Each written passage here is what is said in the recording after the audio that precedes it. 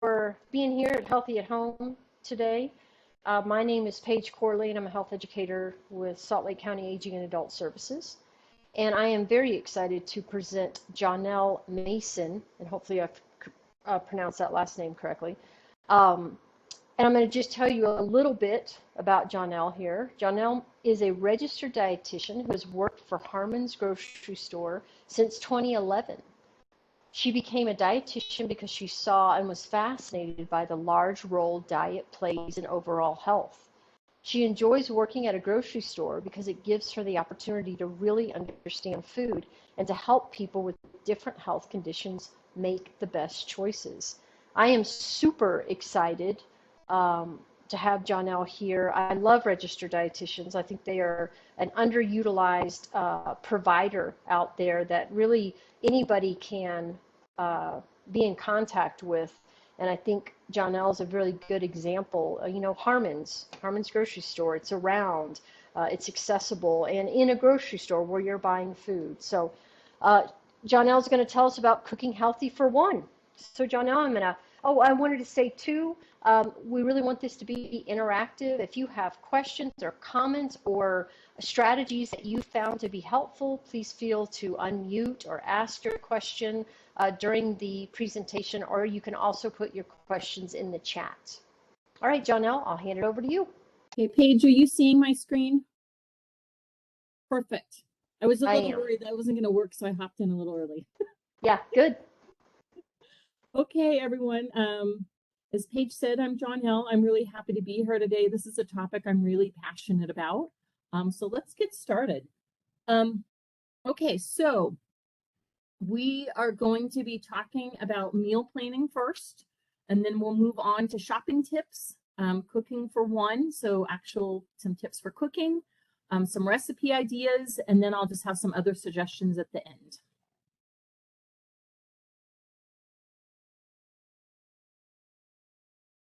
Okay, I'm going to start with meal planning. I am a big proponent of meal planning. I think it's really hard to eat in a healthy manner if you don't plan, particularly if you're on a budget, which most of us are. It's really hard to be a healthy eater. And then also if you're cooking for one, meal planning becomes really important just so that you don't have a lot of food waste, right? So I like to start meal planning with actually taking a visual look in my pantry, my fridge, my freezer. What do I already have on hand? Is there anything I really need to use up this week? Food storage, am I rotating it? So let's pull out some things from there. And then when I'm doing the cooking for one or two, I like to plan meals that use common ingredients, particularly if I'm not someone who really likes leftovers. So for example, if I'm going to use cilantro for one recipe that week, and it's going to be maybe a Mexican recipe, maybe I'm going to choose to use that in a Thai recipe later on in the week, just so that I can use some of that up. Or, maybe I'm going to use half of an onion in something. I'm going to use the other half in something else, particularly for those fragile items. I like to plan to cook once and eat twice, and this can actually go obviously eating more than twice. And this doesn't even have to go to cooking. If you think about, a lot of people will pick up a rotisserie chicken, and then it can be used for multiple meals in different ways. Or maybe I get my slow cooker out and maybe I cook a pot roast or something. And then, one night it's pot roast with maybe some root vegetables. Maybe the next night, maybe I'm going to make a sandwich out of it, or maybe I'm going to make maybe some tacos or something like that. Plan simple meals that are easy to scale down. And many of you are probably already eating this way, but I think it's just worth mentioning. A simple piece of fish with a side salad is something that can easily be cooked for one or for many people. So this would be like an example of this. Check the ad as your meal planning. Again, most of us are going to be on a budget, so we're going to want to, look at that ad, and see what you can use based on what you already have that is something for a meal you already enjoy. And then as a dietitian, I'm going to say, once you've made your plan, evaluate your plan. Are your meals going to be fairly balanced and healthy? Do you have a vegetable? Do you have either, a starch or a grain in your meal? Do you have a protein of some sort? And keep in mind, this doesn't have to be animal protein. This could be something like, tofu or beans. If you're a vegetarian, maybe this is something like ricotta cheese, which is pretty high in protein. So it doesn't think outside of the box a little bit on that. It doesn't always have to be a meat. It can be, something else. And then make your list. What tips would you all share in addition to this for your meal planning portion of things? What do you do differently that is helpful?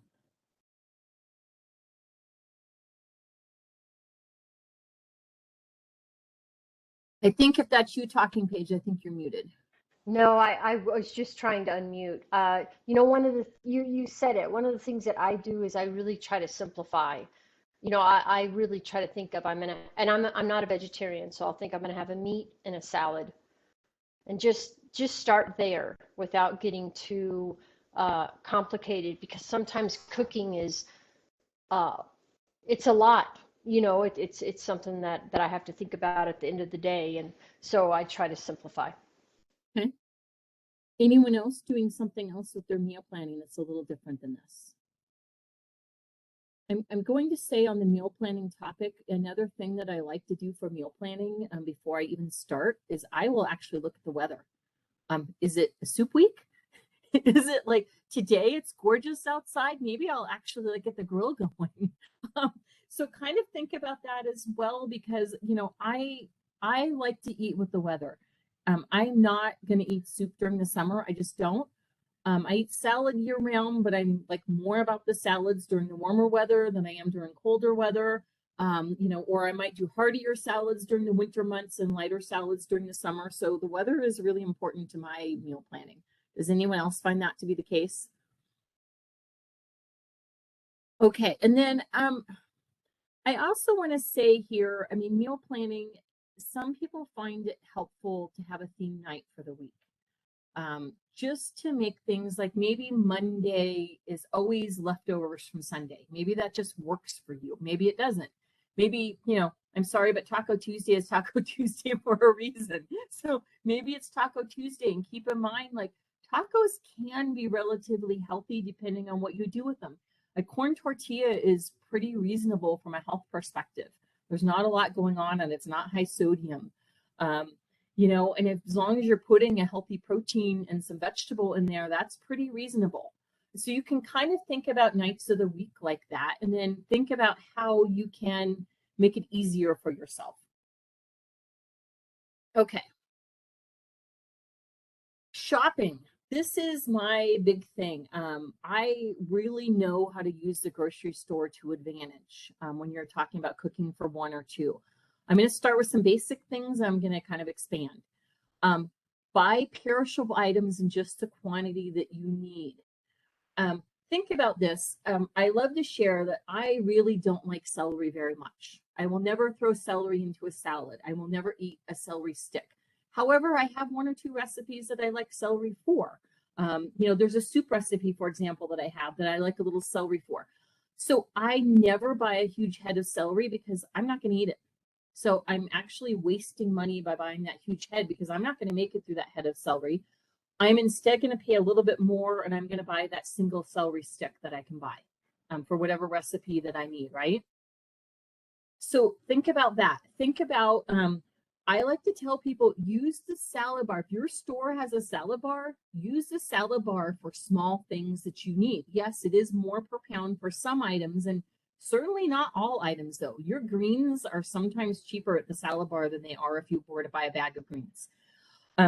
So use the salad bar for those things that you only want a tiny bit of. Let's say that you wanted to make a stir fry for dinner, and you're like, okay, I would love to have a variety of vegetables. I just don't want one. Well, are you going to be able to use the rest of the vegetables that week? If so, pay the less expensive price and buy like a head of cauliflower, buy a head of broccoli, whatever it is. But if you think like, I'm not going to be able to make it through these items before they go bad, pick up a few items at the salad bar that you don't want a lot of. You might find that this ends up saving you money. You also won't have to chop those items because they'll already be ready to go for you. So there's that benefit as well. So that's something that you can do. You know, a lot of times at a store that has a butcher counter, a lot of them you can pick up one chicken breast. You can pick up one single piece of fish. That can be like really beneficial. Um, and then and then also, although this is not perishable, talking about in just the quantity that you need, if your store has bulk bins, that is a great way to often save money and get just a small quantity of something so that you're not swimming with a whole bag of something that you don't need, but maybe you bought because the price would be better per pound. Look at those bulk bins, do some price comparisons. Most of the time, those bulk bins are less expensive. And if you're concerned about, you know, right now, like worrying about germs and stuff, a lot of them have the gravity bins where, you know, no one's sticking their hand with a scoop in there. You can just put the bag underneath and put your things right directly into your bag. Frozen fruit, vegetables, chicken and fish, they're going to be just as healthy whether you know, you buy those frozen as if you get them fresh. So consider that as well. I keep frozen fish in my freezer at all times. Just, you know, I have a package where they're individually frozen. Fish thaws out really quickly. That makes a really quick meal. It cooks quickly. It's nutritious for you. And it's easy to then to have some on hand for when you need a meal. I keep frozen fruit on hand at all times. Anyone else in that boat of keeping frozen fruit on hands at all times? I mean, I just do. Frozen fruit can be used for, I actually use it for my oatmeal. If I'm going to make a smoothie, I use frozen fruit. I buy whole grain waffles. So speaking of frozen, they have whole grain waffles. I toast them up. I put a little bit of peanut butter on them or almond butter, and then I put a little, I thaw some frozen fruit and just spread it over the top. That's another way where you can use that freezer section to your advantage. Those are things you can have. They're individual. You can pull out just the amount that you need so you're not wasting anything. So that's also a terrific use. I want to mention the frozen herbs. How many of you will make it through a jar of ginger before it goes bad? So you can in your freezer section, and I'm sorry, but I'm a huge fan of this product, like a huge fan. You can buy ginger that is frozen in 1 teaspoon cubes. You want a little bit of ginger for a recipe, you can pop out 1 cube, thaw it out, use it for your recipe, and the rest just stay in the freezer. And so you have ginger as much as you need it, and you're not wasting it. And it's really not much more money than getting a jar of it. So for me, it's worthwhile because I eat Asian food, but I don't eat it frequently enough that I'm going to make it through that jar of ginger. They also do some frozen garlic. I don't know that that's worth the cost, but it might depend on how much you're using garlic. Anyone else buying anything in the freezer section that they think is just a really great thing that you should be having if you're cooking for 1 or 2?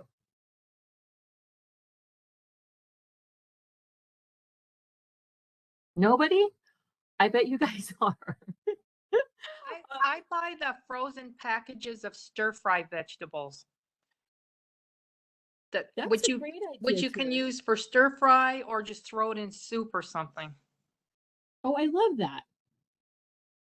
That's a great suggestion for stir fries because that way, again, you can pull out a single serving, right? That's a great thought. Anyone else have any like great suggestions like that? Okay. I want to mention food safety here for the shopping. Food safety is a big thing for me. So start shopping in the center store first. You know, any of your health and beauty items, but then also anything that's just shelf stable. Move to the refrigerator section next and then frozen last. That's just a great policy. I mean, I don't know about you. Even though I work in a store, I really and truly love grocery shopping. So I could spend, you know, half hour, 45 minutes in the store easily. I don't want to hit the freezer first and have that thing mostly thawed by the time I'm heading out of the store and get home. So really think about that food safety aspect as well. And also just to keep your food better for longer. You know, you don't want to buy that gallon of milk first thing and then have it trucking it all through the store. Yeah, it's not probably going to be bad when you get home, but it might shorten your shelf life on that a little bit. Okay. And then I want to point out that there's a lot of things in the center store that are in basic sort of single serve things. Think about like cans of tuna or packets of tuna. I mean, really, those are mostly in a small size that are good for 1 or 2 meals. Those are things you can easily pick up and do something with without having to deal with a lot of leftovers. One of my favorite things to do in the store is I will buy a can of tuna, I'll drain it, I'll buy some fresh salsa, which a lot of stores make. I'll mix that into the tuna with a little bit of oil just to keep it from being dry. And that is a great, healthy tuna salad that you can serve with whole grain crackers. I probably won't put that on bread because it's a little moist, but it is great with the whole grain crackers. Or you can put on a little toast if you really like to have it with bread. And that's something, you know, easy to accommodate for 1 or 2 people. I usually find that lasts me for 2 meals, but I don't mind eating it for 2 meals. I'll eat it for lunch a couple days in a row. Okay. Does anyone have any questions on the shopping aspect of things? Do you have any comments on the shopping aspect of things? Is there anything you would like to know about? I go to Harmon's and buy the pre-chopped vegetables in the little packages, and that's fantastic. And that's a really good suggestion, Terry, because if you're cooking for one, how much prep do you actually want to do? And it might be a little more money, but if it gets you to eat your vegetables and, you know, it makes a meal more convenient, in the long run, it might save you money because you're not eating out, or, you know, it may help your health out a bit. That's a good suggestion. Anyone else have one? I like to buy those pre-chopped vegetables that Terry talks about, but I especially like to buy like a squash that's really hard to cut and is a pain in the butt. So I will spend the extra on that. And I don't know, Johnelle, if you mentioned well, you were talking about the herbs. I'll buy the garlic in the tube that's in the refrigerated section. And sometimes I don't go through that, but I find that, you know, chopping garlic, I don't want to chop garlic, or if I buy a big clove of garlic, it is for sure going to go bad. But I'll buy that, and it's just a nice little way to add that to my meal very easily. That's a really good point. I mean, I think some of those, there's a lot of convenience in the items in the store, and I think you have to figure out which of those work for you. But I like that you're talking about them, because I think we need to look at them with a fresh eye. You know, maybe when we were, you know, having, you know, cooking for 2 or 4, maybe those things didn't make any sense because you were going to go through that head of garlic that week or whatever. But if you're cooking for 1 or 2, you know, maybe these things start to make sense for you. I love that. Okay, I want to talk about cooking. I want to talk a few things beyond what's on the slide, but these are kind of my main points. We talked a little bit already about making over ingredients. So, you know, again, picking up a rotisserie chicken, you know, one night you're eating it as rotisserie chicken. Maybe you throw it on top of a salad. Maybe you make tacos out of it. There's so many things you can do with chicken. You know, you can throw it into pasta. Think about having some things like that maybe you only have to make an actual thing once, but then you can make it into something fresh and new all week long. And there are a lot of things like this. Sometimes I will roast up a pan of vegetables, just a sheet pan. I'll just take and maybe I'll roast up 1 or 2 kinds of vegetables. And, you know, maybe that night I eat it with that roasted chicken, but maybe the next day it goes into a lunch bowl. I might take a little rice. I might take some of the roasted vegetables. I'll add a little bit of protein to it. And then I may add a different sauce to make it seem like, you know, feel like something different without having to make a lot of work about it. So consider something like that. And, you know, use condiments. They can really make things taste better, and they don't have to be really unhealthy. Just choose, you know, make better choices for your condiments. And then, you know, you don't have to use, okay, and I'm just going to say, I love blue cheese dressing, but you don't need a half a jar for your salad. You just need, like, you know, a couple tablespoons, you're good to go. So just portion control on that, and they can really make or break a meal. Use your freezer. I will make a whole batch, like a huge batch of brown rice. But you know how long brown rice takes to cook. It's kind of a pain. So I'll cook it on the weekends when I'm doing other cleaning and other things around the house. I'll make a big batch. And then I freeze it in individual portions. That thaws out really well. I pull 1 individual portion out of the freezer. And then if I want to make a stir fry or something, or If I want to do something else with rice, I like to make rice bowls to take to work. So if I want to, a portion for that, I can pull out one portion, dump it into a microwave safe bowl if it already isn't in one, and then just microwave it. And I have brown rice just like that. There are other ways, of course, of getting quickly brown rice. I mean, you can think about things like Minute makes a brown rice. So Minute Rice makes a brown rice version that's perfectly healthy for you. So if you just don't want to take that time, that's another product that might be useful for you when you're shopping. Use your freezer. Again, think about just beyond the brown rice. Think about soups. Soups often freeze well. The only thing I would caution you with is once you put the pasta in, they don't always freeze very well because it ruins the texture of your pasta. But you can make a soup, put aside a portion to freeze and then add the pasta to the portion you're going to eat over the next day or two. And then you can, when you make it next time, all you have to do is cook a little pasta to throw in there. But I do a lot of soups like this. Like I have a lentil soup that freezes really well. There's a lot of things you're going to make that are going to freeze really well. Chili freezes pretty well. So there's a lot of things with that. I make batches of breakfast burritos, and they don't have to be just for breakfast. And, I'll do like egg. I'll make sure to get a good amount of vegetable in there. I like to buy, speaking of the pre-cut veg, I'll buy those spiralized vegetables, and then I'll just roast them in the oven with a little bit of corn, and I'll throw in some of those, I can't think of the name, those tomatoes with the green chilies in them. The rotel, I'll throw that on there and I'll throw it in the oven and get a lot of flavor going. And then I'll put that with my, my egg and sometimes some beans, and I'll throw them together. And you don't need a ton of cheese. Put a little cheese on there to give it some flavor. You can freeze those. Those are really nice to have on hand, and they can be a dinner, they can be a lunch, they can be a breakfast. They're very hearty. And then I make a few casseroles that freeze well. Is anyone else freezing another kind of meal that they think would be worth mentioning here, or even an ingredient? What are you guys freezing?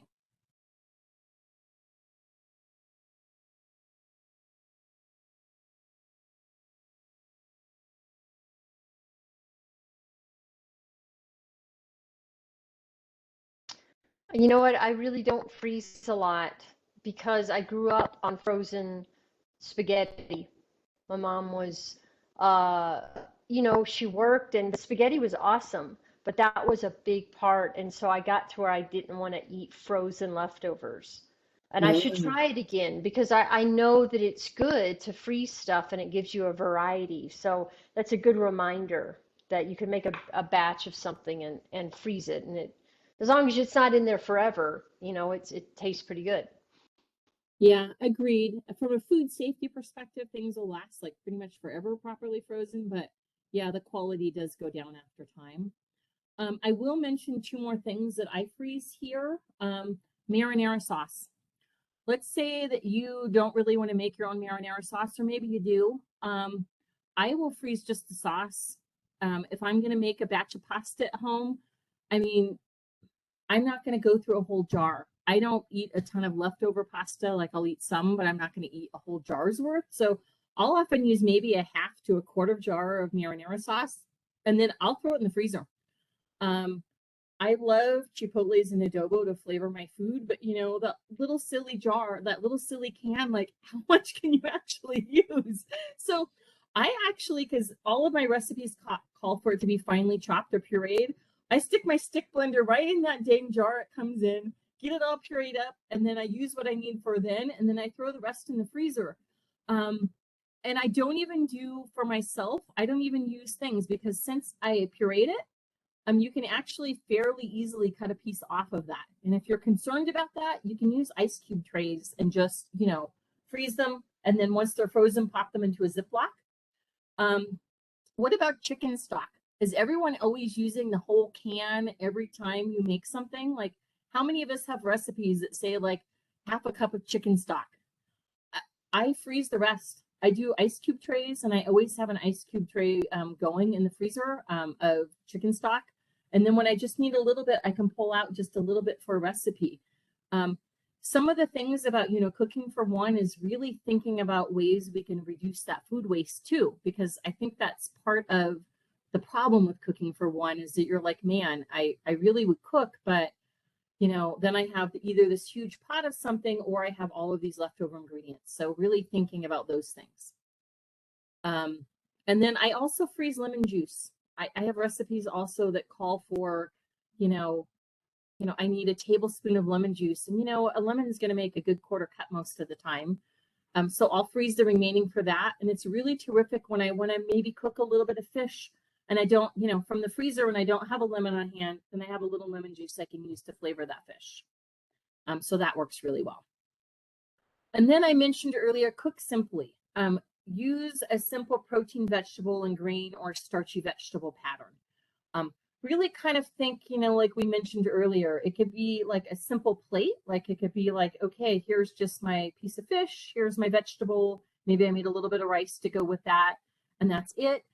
It could be something a little more put together. Maybe this is a salad with the protein on top. And I like to add grains to my salads.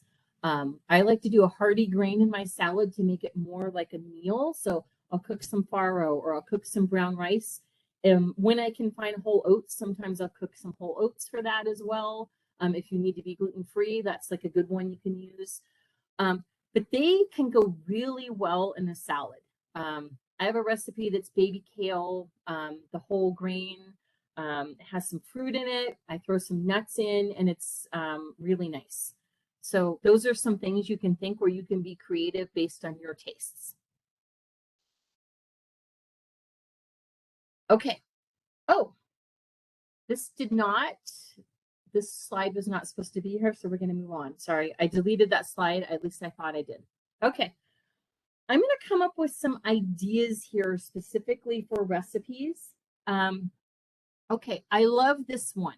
So I have a particular recipe. How many of you made the cowboy packets when you were growing up? Yeah. So this is the same idea. So you get your nice piece of foil, or you can use, if you want to use parchment paper, you can use that depending on what you'd like to do. My recipe calls for you stick a handful of spinach, you stick a skinless fish fillet on top of that, some cherry tomatoes, or you can use canned tomatoes for this. I've done both. A little bit of onion. I like to put thyme on my fish just for my taste buds, but you can use another spice if you prefer. A little drizzle of olive oil, and then I'll just like take a little lemon wedge and just squish a little bit on there. Roll it up, get that packet really well sealed. Throw it on a pan in your oven, so like your cookie sheet. 400 degrees, about 20 minutes. That's simple. There's very little cleanup for this. And let's say you don't like spinach. Will you eat like thin zucchini slices? You can do the same thing. Think about those vegetables that cook really quickly.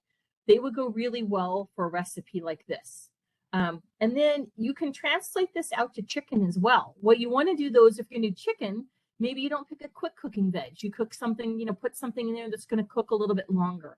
Maybe some little cubes of butternut squash or something that are cut small enough that they'll cook through, but they're going to be a little hardier and hold up to that chicken. This is just something easy and no cleanup. Does anyone make a meal like this? Terry, tell us about your meal.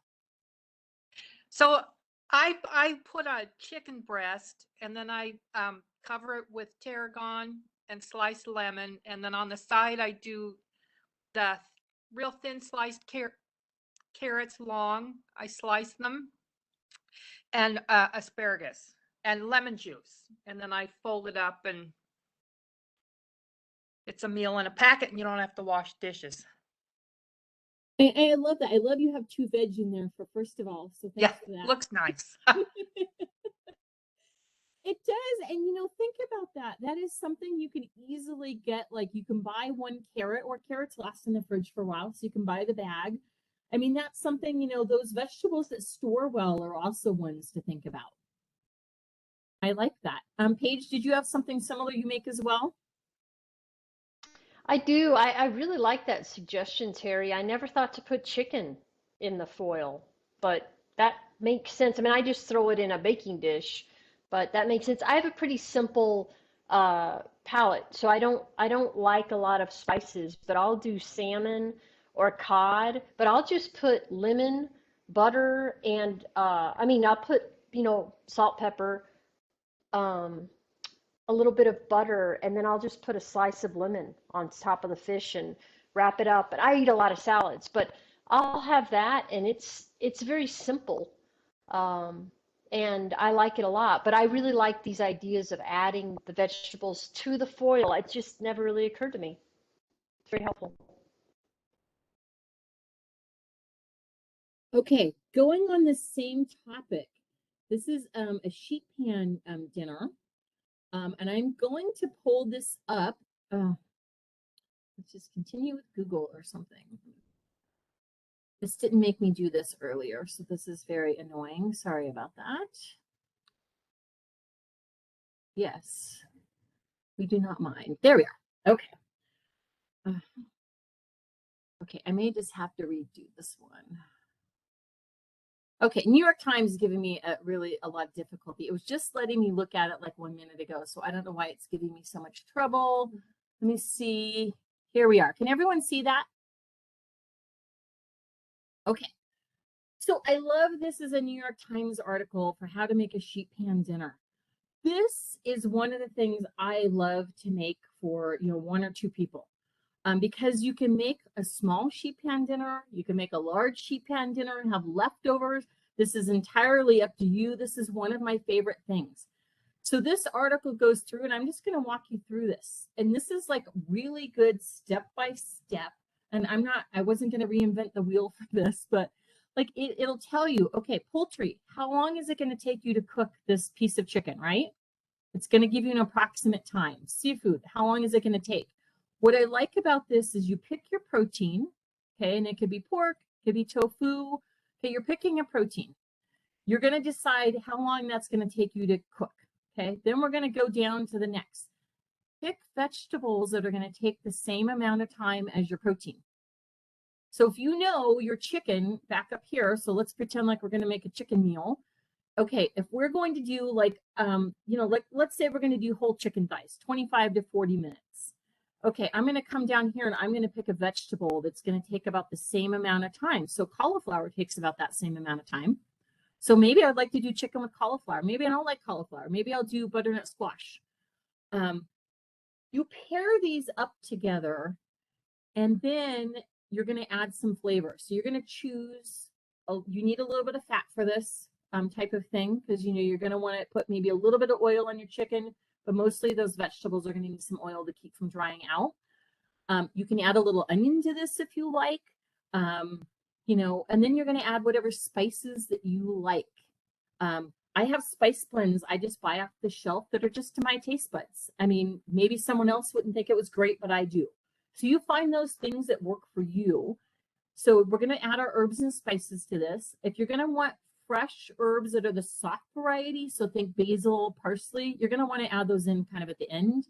But the hard ones, like maybe you're using a little rosemary, those can be added in while you're actually cooking.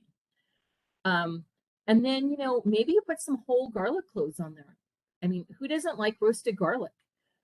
So add a few whole garlic cloves into there. And then you're going to bake this at 400 degrees. So once you get this going, you're going to bake at 400 degrees. And what you're going to go back to is this cooking time. How long are these things going to take to cook? These are a lot of fun. There are a lot of really great recipes out there for them. But what is wonderful about this is, let's say, you like to have a little sausage. You like a bratwurst. You can throw one bratwurst onto this pan. You can add some vegetables to the pan. And then again, I like just lining the pan with foil so that I don't have to do cleanup, but you don't have to do that.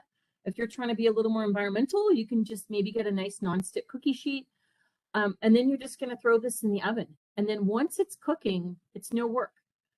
If you buy some, as Paige mentioned earlier, I also love those butternut squash that come in cubes. If you don't want to do all that work, you can buy a small container. And then I will tell you some of these things, the cooking time is going to be depending, and why we have such a wide range is because how small did you cut that? If you wanted to, for example, have butternut squash with fish, I've seen spiralized butternut squash. Or you can just cut them into very small cubes, and then it'll cook in the same amount of time. So you can also adjust it that way. And then these are really quick and easy. So this is another thing that you can do in order to have a quick meal that is appropriate for one person, because we can scale this down to just one person. If I eat a lot of vegetables, so I will, cook myself a couple cups of vegetables at a time, but you better. You make the amount of vegetables you want, you make the amount of protein you want, and then this is a meal. If you want to have a starch with it, you could throw some potato onto this pan, or, another starchy vegetable. Anyone making a sheet pan meal now that you would like to tell us about? I love hearing about different people's different sheet pan meals. No one doing the sheet pan thing? I know, Paige, you mentioned your fish earlier, but you can throw the veg onto that same thing. So I agree, salad is always a good health choice, but sometimes it's nice just having something different. And I'm, especially in those winter months, I really like to have a more hearty vegetable for most of my vegetables. Okay. This is another one that I really like to make. This is really simple, easy again to scale to one person. You cook keep in mind, I know you probably already know this, but I'm going to say it anyway. A lot of people I talk to think they have to cook the whole package of pasta. You do not. Pick a small portion size that you're going to eat, whether it's just for that meal or whether it's, maybe you want to have some leftovers. Cook the amount of pasta that you want to eat. And then I will take this marinara sauce. I will heat it up, and I'm already just buying a healthier marinara sauce. And I specify marinara sauce because they tend to be, for the most part, fairly healthy. I mean, we're tomato sauce, we've got some spices. The thing you just have to watch out for really is how much salt they're adding to it is the main thing. I will get this heating. I will add some spinach to it so the spinach wilts down and kind of melts into the sauce. And then I'm going to add, for a protein for this meal, I'm going to add ricotta cheese. I use ricotta cheese because it tends to be lower in sodium, and I know a lot of people need to watch their sodium. So it tends to be lower in sodium than something like cottage cheese. And it goes really well with this dish. It almost makes this dish feel like it's a lasagna, but a little bit of a healthier version. And again, you can either make this whole sauce and then freeze the remaining, which I have done, or you can take part of the jar, add a handful of spinach to the amount you want to eat, and again, add a little bit of ricotta, and then you have those extra ingredients to use for something else. And let's talk about that a little bit. You can freeze the marinara sauce. Spinach, obviously, you can make a nice salad. You can add this to your eggs in the morning. And then the ricotta cheese. Who has eaten ricotta cheese with fruit? Okay. I think some of you just made a face. It's actually pretty good. So if you take ricotta cheese, I particularly like ricotta cheese mixed with frozen dark sweet cherries. So again, let's utilize our freezer so we can pull out just a small portion of something. And then I'll actually just throw some of those, those little sliced almonds you can get in the baking aisle. They're fairly inexpensive. They add like a nice taste to this, but I'll add it right before I eat it. And what I usually do is, because, I'm still, I'm here at work, so I will, in the morning, I'll take some ricotta. I'll throw on those cherries right in the morning, and I'll let them thaw before lunch. And so you get the nice juice coming in there. And then I'll add the almonds on just before I eat it. And so these are things you can use either shelf stable, so your pasta, your marinara sauce, which you can easily freeze, and then these other two items can be used in multiple ways. So this is, again, kind of an example of thinking about, I've got this whole thing going on. How can I use these items better? Okay, I want to point out a couple of other tips. I know this is kind of my ending slide, but I have just a few more informal tips. Since we're talking about cooking for one, I know some of you are very social beings. You're just very social. Consider a cooking for one cooking club. I've heard of a couple ways this works. Sometimes it's just you take turns cooking dinner for each other. You go to each other's houses, you have a nice dinner together. That can be really fun. Social health is also part of your overall health. So this takes care of a couple things. You get a nice meal, you get to meet with your friends. So you're kind of getting both of those things going on. I've had groups that just did like meals for each other that they delivered. So one week they were kind of on a similar diet. one week someone like took like individual meals over to their friends, you know, for dinner this night, and then the next person is the next night. Maybe they do it for 3 or 4 nights a week. So it's just basically swapping meals. So if you have a group of people living near you that might be in that boat, that could be another thing to think about. So there are other ways to go about this rather than just the cooking for one, is kind of what I'm trying to get at here. Okay, I'm going to stop sharing here and we'll go back up to our thing. Okay. I want to know what questions you have, and I would love to hear your experience with cooking for one, shopping for one. What are the challenges that you're facing?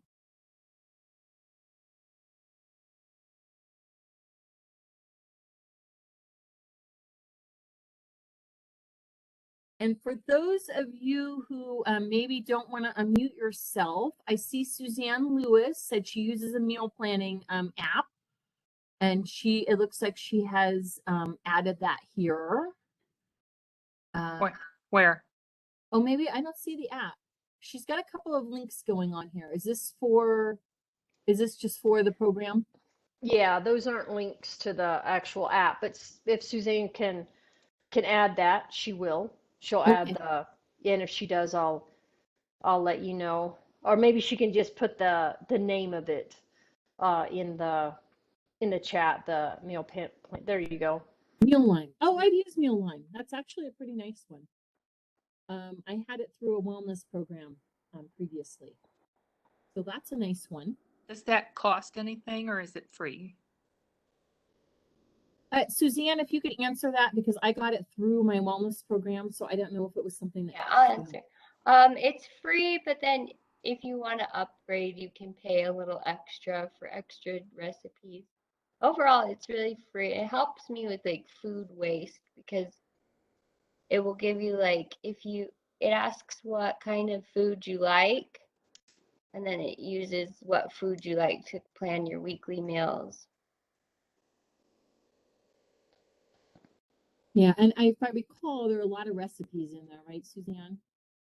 Yeah.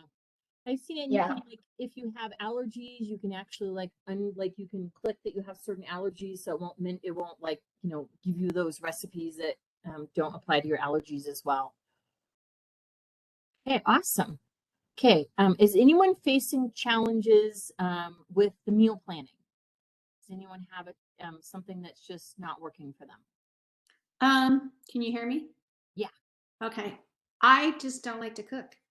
I just want good food, but I don't want to do it. One of my go-tos is I will get a sweet potato, cut off the ends, wash it, wrap it in saran wrap, and put it in the microwave, and just eat it with some cinnamon on it. I mean, it's pathetic, but I find it, after cooking for years and years, it's just, I know we should be eating better, but I think probably the meal planning and having recipes will make a big difference. I think, and Susie, I want to address that, Karen, because I think that's a really good one. A lot of people don't like to cook. I work with a lot of clients that, you know, have reached the point where they're like, I'm not cooking anymore. I'm done. Like, I did that for years. Like, I'm done with the whole thing. Hey, here's another way to use your store.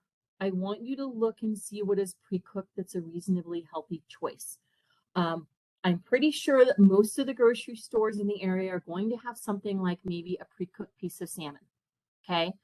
That's a great thing, either just to eat on its own. You can throw it on top of a salad.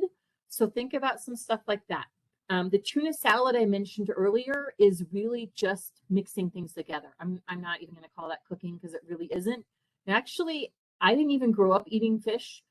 I never thought I would eat canned tuna. And because of the lime juice and like the fresh salsa, it really makes kind of the fishiness of the tuna taken down a few notches. So it becomes a lot more enjoyable. It's really an enjoyable recipe. But also look for pre-made things, you know, in your freezer case. Not all frozen meals are actually bad for you. What you want to do is, if you're going to pick a frozen meal, pick something that first ingredient on that ingredient list is something that is healthy for you. Whether it's maybe fish or even just chicken. Maybe it's a vegetable as the first ingredient. Maybe you have beans as the first ingredient. So find something that has that, and then really look, considering your particular health, but also just in general, watch that salt. Some of those meals can be over 1,000 milligrams of sodium easily, and that's like, about half your daily value that you should be getting in that one little meal. So really watch the salt. But there are a few brands. Healthy Choice actually has a few reasonable options, and you should be able to get that at any grocer. Evil, EVOL, has a few reasonable options where like I feel comfortable recommending them because we have a veg first, we have something else. I like to keep a frozen meal in the freezer kind of an emergency basis. I'm not cooking tonight. I'm on my own tonight. I'm just going to throw something in the microwave and heat it up. There are going to be times like that where you're just like, I'm super tired and dinner's not going to happen otherwise. It's good to have that backup plan in your freezer. But really, really take a good look at your grocery store. Walk that delicatessen case. Is there something healthy in there that you could eat? And not all of them are super expensive. Some can be. I mean, obviously, it's always cheaper to cook it yourself, but that doesn't mean that everything is super not cost effective. I know at my store, we make this corn and black bean salad. I pick up some steamed shrimp from the meat counter, and then I'll slice a little avocado into it. And it's really good. It tastes really good. And I didn't have to cook anything. I just like assembled a couple of things and it made like this nice salad meal that I didn't have to do anything with. Is anyone else buying something pre-made at their grocer that, maybe they're having a meal with that's working really well for them? You know what? My husband travels a lot, and when he travels, he really tries to eat healthy, which is hard, as you know, but he'll have a hotel that has a little kitchenette. But at Smith's, sorry to bring up, That's okay. competitor here, but at Smith's they do have and so at Whole Foods and probably at Harmon's too, like you mentioned, Johnelle, you can buy like a chicken breast. And in fact, at the place now that I think about it, it was Harmon's, and he went and bought 3 chicken breasts and those pre-made salads that are in the salad case, but are in the bags. And so every night he'd come home from his training and open up one of those bags that has salad dressing in it, and then he'd cut up that chicken and add it to the salad. And I know that that's not exciting, but it's really good for you. It's got check all the check marks, and it's not cooking. Right? You're not really cooking. You're just opening up packages and cutting and throwing it in there. And I do that now. Ever since he told me that, once a week when I go shopping, I will buy those pre-made salads and the pre-made just for that one night where I'm like, man, I don't want to cook tonight, and I have that as that backup. So that's another thing. And also with that sweet potato thing, man, you throw some protein on there and you're doing pretty good. I mean, a sweet potato with cinnamon, you're not that far off the mark. You're really just missing that protein. Of course, Johnelle can speak to that better than I can, but you're not, doesn't sound like that far off a good meal. Yeah, Karen, if you're not currently eating a protein with that, there are 2 ways to go with that. You could just get a protein on the side, but you could also, and this is with the cinnamon, a little vanilla Greek yogurt. It like makes this breakfasty thing. You kind of mash it together and it's like, it seems like a happy breakfast in a bowl. And it's reasonably healthy. As long as you don't pick a Greek yogurt that has a ton of added sugar, you're going to get some protein and it'll kind of stay with that flavor that you're going for. You could also do, in the same realm, and again, not exciting, but pretty nutritious. You can do a baked potato in a similar way. And then instead of like adding all the butter and sour cream, buy a little canned chili. There are some healthier options out there that are not too high in sodium. Amy's, I think, is the brand that is going to be, you can choose a light in sodium option. Keep in mind, I'm recommending low sodium. Some of you, maybe a little hesitant about low sodium. Keep in mind, you can add salt to your own taste once something's put together. But if it's already really salty to start with, you're not getting that salt back out. So start with the low sodium and then add some salt at the table if you need it. That's going to be, generally speaking, a little healthier. Another thing that would be sort of cooking, but not so much, soup is like Okay, think about chicken soup.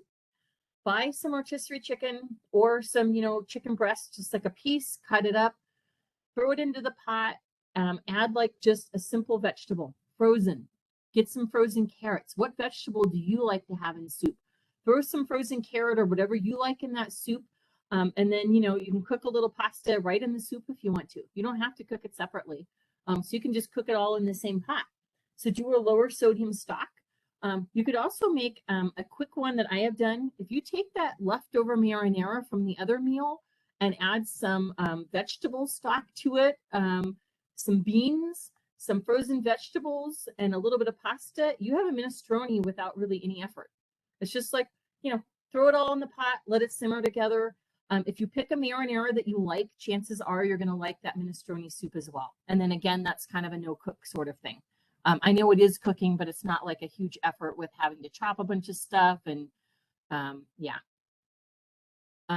Who else is anyone else having trouble with any of the other aspects of this cooking for one business, whether it's shopping or ideas for food, or what are you having trouble with?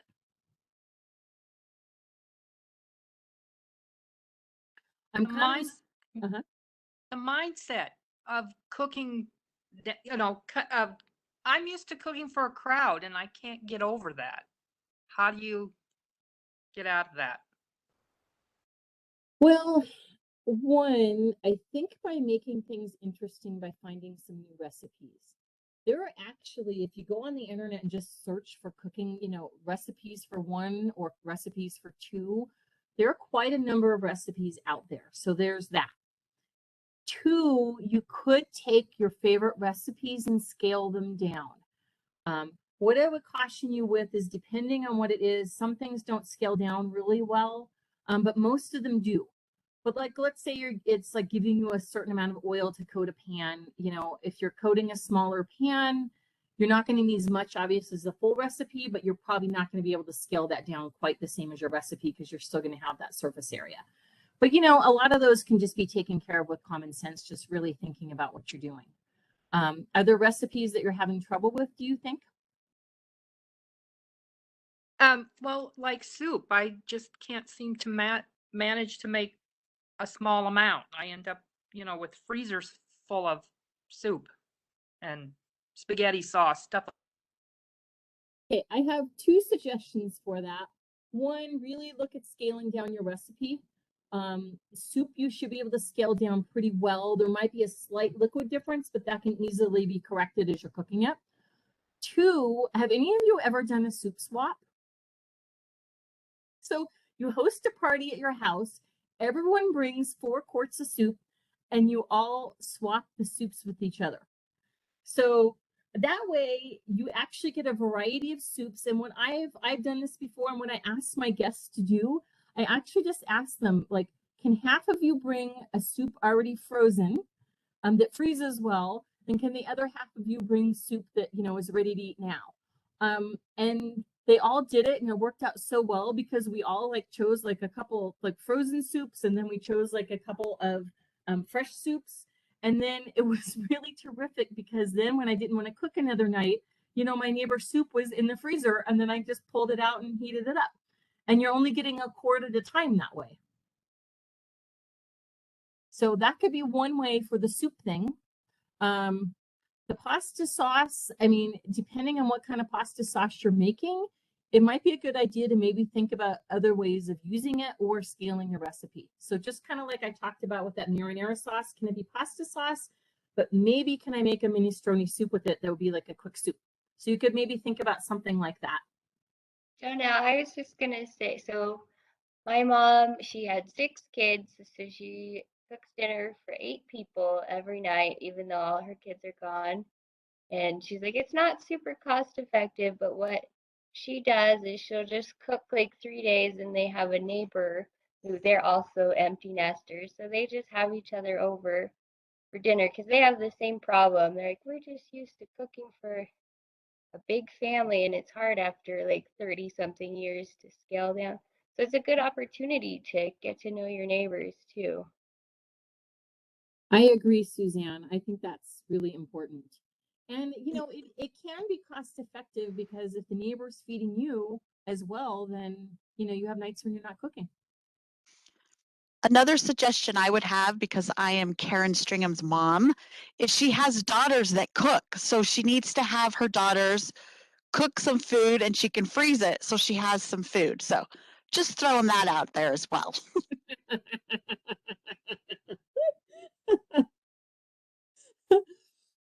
Yes, that could also work.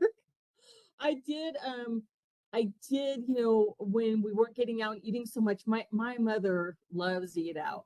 And so, you know, when we all weren't getting around so much, I did send some casseroles over to my mom's house because it was just like, Mom, like, here's a casserole. It's already frozen. When you're ready to have it, just thaw it out, and here's the cooking instructions. I mean, that is it is a nice thing to do. Okay, anyone else have any pain points or maybe any other questions that they have for the group?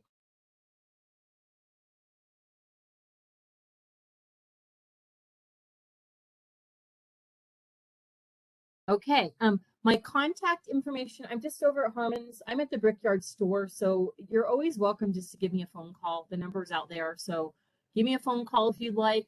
I know the people in this, the people organizing this have my phone number as well, so if you'd like to reach out to me with individual questions, please do.